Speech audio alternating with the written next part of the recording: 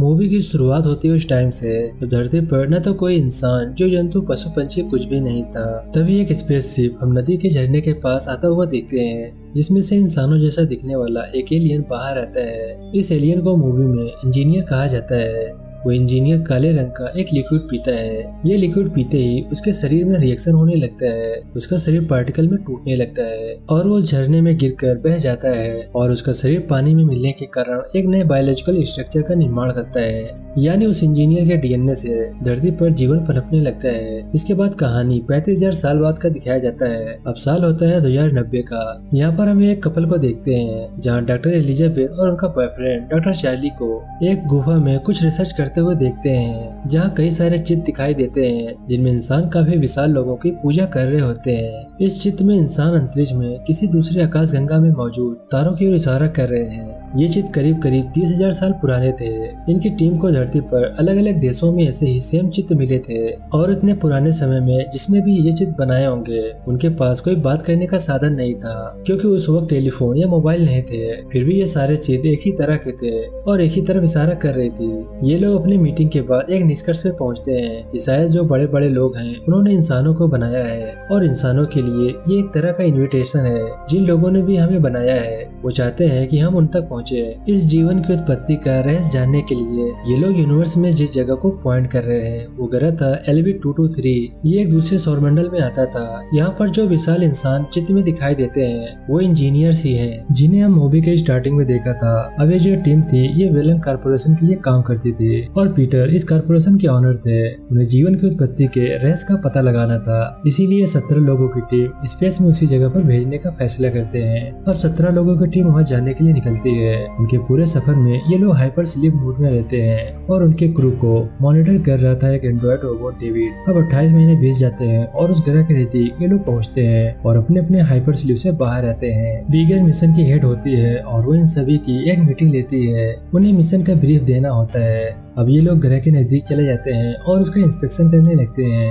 ये एक पूरा बंजर ग्रह था। यहाँ पर जीवन का कोई भी लक्षण दिखाई नहीं दे रहा था, लेकिन वहाँ पर उन्हें एक पिरामिड का पहाड़ दिखाई देता है। ये देख के ये लोग काफी हैरान होते हैं और उसके नजदीक अपनी शिप को लैंड करते हैं। अब ये लोग इस पिरामिड के अंदर जाने का फैसला करते हैं। उनके साथ एलिजाबेथ, डेविड और बाकी सारे साइंटिस्ट निकलते हैं, लेकिन बीगर और कैप्टन शिप में ही रुकने का फैसला करते हैं। ये लोग पिरामिड के अंदर आते हैं। डेविड को वहाँ पर एक ग्रीन कलर का लिक्विड मिलता है। वो आसपास के कुछ बटन को एक्टिवेट करता है, तब वो वहाँ पर रिकॉर्डेड होलोग्राम एक्टिवेट होता है, जिसमें वो इंजीनियर वहाँ से भाग देते हैं। लेकिन उनमें से एक इंजीनियर पीछे छूट जाता है और उसका सिर बंद होते दरवाजे से कट जाता है। अब होलोग्राम बंद होने के बाद ये सब लोग उसी जगह पर देखने के लिए जाते हैं, तो सचमुच में वहाँ पर इंजीनियर की लाश पड़ी थी, उसका सिर नहीं था। डॉक्टर एलिजाबेथ कार्बन डेटिंग से स्कैन करती हैं और बताती हैं कि ये शरीर लगभग 2000 साल पुराना है। ये सब कुछ देखकर डॉक्टर फाइफिल काफी डर जाते हैं और वहाँ से निकलने का फैसला करते हैं। तभी यहाँ पर दूसरी जगह उन एलियन की लैंग्वेज भी थी। डेविड एक रोबोट होने के कारण उनकी सारी लैंग्वेज स्कैन करके उनका मतलब जान लेता है। इतना ही नहीं, उस लिक्विड से उनके कई सारे कोड को भी पता लगा लेता है और उनका एक कोड एक्टिवेट करके मेन डोर को खोलता है और वहीं पर उन्हें एक इंजीनियर का सिर दिखता है। अब अंदर आने के बाद कई सारे सिलेंडर रखे हुए थे। आगे उन्हें बड़ी सी इंसानी मूर्ति दिखाई देती है और पूरे स्ट्रक्चर पे काफी अजीब एलियन की मूर्ति थी। अब इनके आने के कारण आसपास का वातावरण बदलने लगता है। जो एलियन के चित्र थे वो भी बदलने लगते हैं और उन सिलेंडर में से काले कलर के एक द्रव, जिसे मूवी में ब्लैक कोल कहा गया है, वो लीक होने लगता है। शायद उस काले लिक्विड के कारण इस ग्रह का वातावरण कुछ बदलाव आते हैं और तभी वहाँ पर तूफान आने वाला था, इसलिए वीगर सबको वापस बुलाती है। एलिजाबेथ उस इंजीनियर का रसीद लेकर वापस आती है। तभी डेविड सबसे छुप कर एक सिलेंडर अपने शिप में रखता है। अब यहाँ पता चलता है कि फाइफिल और मेलबर्न अभी तक नहीं पहुँचे हैं, वो उस पिरामिड में ही गुम हो गए हैं। जेनिक उनका लोकेशन ट्रैक करता है और उन्हें कहता है कि वो कल सुबह तक उन्हें लेने के लिए आएगा, क्योंकि बाहर बहुत ज्यादा तूफान आया था। शिप में आते ही डॉक्टर एलिजाबेथ उस सिर के ऊपर रिसर्च करने लगती हैं। अब ऊपर एक कवच था जिसको खोलने पर उन्हें इंसानों जैसा ही सिर दिखाई देता है, लेकिन रिसर्च के समय ये सिर फट जाता है। अब डॉक्टर एलिजाबेथ उसके डीएनए का एनालिसिस करती हैं, तो पता चलता है कि ये इंजीनियर का डीएनए और इंसानों का डीएनए 100% मैच होता है। शायद ये हमारे पूर्वज थे। तभी दूसरी ओर डेविड अकेले में किसी से बात कर रहा था। अब ये कौन है ये हमें आगे पता चलेगा। इसके बाद डेविड उस सिलेंडर को ओपन करता है और उसके अंदर से जो काले रंग का लिक्विड था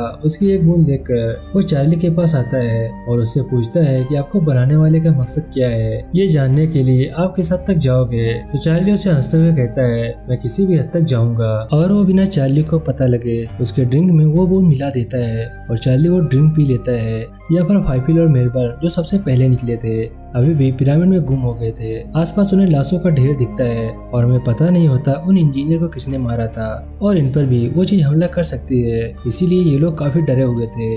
और आसपास भी पूरा काला लिक्विड बह रहा था। तभी वहाँ पर उन्हें सांप जैसी एलियन दिखता है जो उस काले लिक्विड के बहने के कारण उस छोटे जीव का रूपांतरण था। मेलबर्न उसे टच करने के लिए जाता है और तभी वो एलियन उसे लपेट कर उसके सूट में घुस जाता है और उसके मुंह में घुसकर उसे मार डालता है। और फाइफिल उसे बचाने के लिए जाता है लेकिन इस एलियन का ब्लड उसके सूट पर गिरता है और उसके रिएक्शन से उसका वहीं पर मौत हो जाती है। यहाँ पर रात में एलिजाबेथ और चार्ली दोनों के बीच में इंटीमेट मोमेंट बनते हैं और सुबह होने पर चार्ली की हालत बहुत ही ज्यादा खराब हो जाती है। इसके बाद ये लोग वापस पिरामिड में जाने के लिए निकलते हैं उन दोनों को ढूंढने के लिए। मिलेट को उनका शव दिखाई देता है जिसमें वो एलियन बाहर निकलता है, लेकिन पिरामिड में आने के बाद चार्ली की हालत और भी खराब होने लगती है, इसलिए सब टीम उसे लेकर वापस आती है। लेकिन डेविड आगे चला गया था और उसे पता चलता है कि ये एक कंट्रोल रूम है, यानी एक पूरा पिरामिड ना होकर स्पेसशिप था।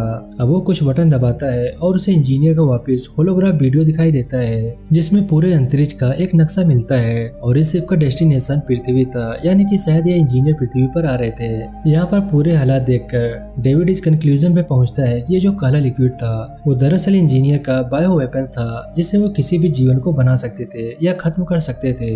शायद पृथ्वी पर वो आ रहे थे क्योंकि उन्हें इंसानों को मिटाकर एक नई रचना का निर्माण करना था। वीडियो के बंद होने पर वहाँ पर डेविड को एक इंजीनियर दिखाई देता है जो अपने हाइपर स्लीप में था। बिना किसी को बताए वो वापस शिप में आने लगते हैं। अब दूसरी तरफ चार्ली की हालत बहुत ज्यादा खराब थी। अब चार्ली का पूरा शरीर काला पड़ने लगता है और वो आउट ऑफ कंट्रोल होने लगता है। डॉक्टर साहब उसे शिप के अंदर लेकर आने वाली थी लेकिन बिकर उसे मना कर देती है क्योंकि किसी भी तरह का इन्फेक्शन वो शिप में नहीं ले सकती थी। चार्ली बहुत ज्यादा अग्रेसिव होने लगता है। सॉ और यार्नेट उसे समझाने लगते हैं कि हम इसे मेडिकल के थ्रू ठीक कर सकते हैं, लेकिन बीकर उसे आने से मना करती है और बीकर चार्ली के कहने पर ही उसे जला देती है। ये देखकर डॉक्टर एलिजाबेथ बेहोश हो जाती है और डेविड बाद में उसे एग्जामिन करता है। तब पता चलता है कि वो 3 महीने से प्रेग्नेंट है। ये सुनकर वो खुद हैरान होती है क्योंकि किसी मेडिकल रीजन के कारण वो कभी भी मां नहीं बन सकती थी और पिछले कई महीनों से ये लोग हाइपर स्लीप में थे। तभी डेविड कहता है ये कोई इंसानी बच्चा नहीं बल्कि एक एलियन है, इसीलिए वो इतना बड़ा हुआ है। अब ये सुनते ही वो पैनिक होने लगती है। वो डेविड से कहती है कि उसे तुरंत मेरे शरीर से बाहर निकालो, लेकिन डेविड वैसा नहीं करता। वो कहता है उस जीव को हम पृथ्वी पर लेकर जाएंगे और इस पर एक्सपेरिमेंट करेंगे।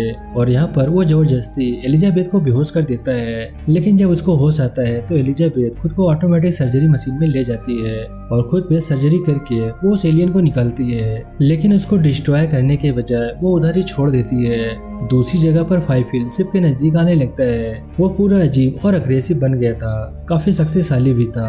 अपने ही साथियों को वो अब मारने लगता है। उसे संभालना काफी मुश्किल हो जाता है, लेकिन आखिर में उसे फायर गन से जला दिया जाता है। अब यहाँ पे और भी बड़ा खुलासा होता है कि डेविड जिस इंसान से बात कर रहा था वो कोई और नहीं बल्कि वेलैंड ही था। दरअसल ये मिशन वेलैंड ने ही प्लान किया था ताकि इंसानों को बनाने वाले जो भी थे उनसे खुद की उम्र बढ़ा सके।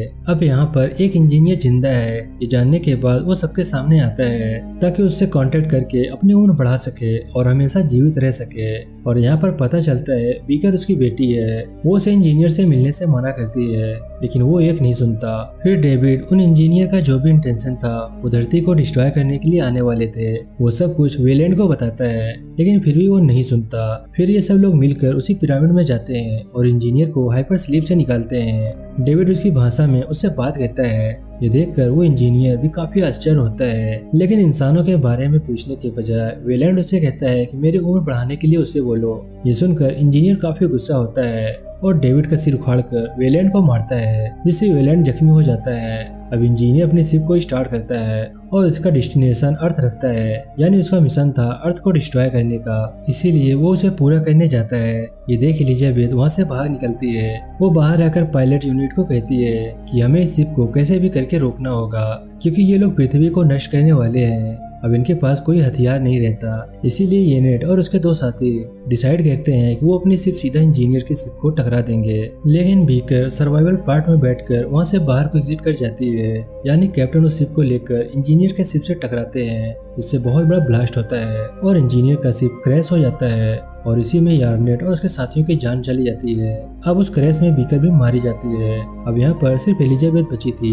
वो उसी स्केप पोर्ट में जाती है जहाँ उसे अपने पेट से निकला हुआ एलियन दिखाई देता है, लेकिन वो काफी बड़ा हो गया था। तो दूसरी तरफ से इंजीनियर इसके पोर्ट में आ जाता है। तभी एलिजाबेथ उस दरवाजे को खोल देती है, जिससे वो एलियन इंजीनियर पर हमला करता है और उसे भी इन्फेक्ट करने लगता है और फिर उसे मार डालता है। अब डॉक्टर एलिजाबेथ काफी पैनिक हो रही थी। तभी डेविड का उसके पास मैसेज आता है। वो कहता है, मैं तुम्हें वापस अर्थ पर लेकर जाऊंगा, लेकिन तुम्हें मुझे ठीक करना होगा। पहले तो डॉक्टर एलिजाबेथ मना करती हैं, क्योंकि उसी के कारण ये सब कुछ हुआ था, लेकिन आगे वो मान जाती हैं। लेकिन उसे अर्थ पर नहीं जाना था, बल्कि इंजीनियर का जो मेन प्लेनेट था वहाँ पर जाना था। उसे जानना था कि उन्होंने इंसानों को क्यों बनाया और फिर उसे डिस्ट्रॉय क्यों करना चाहते थे।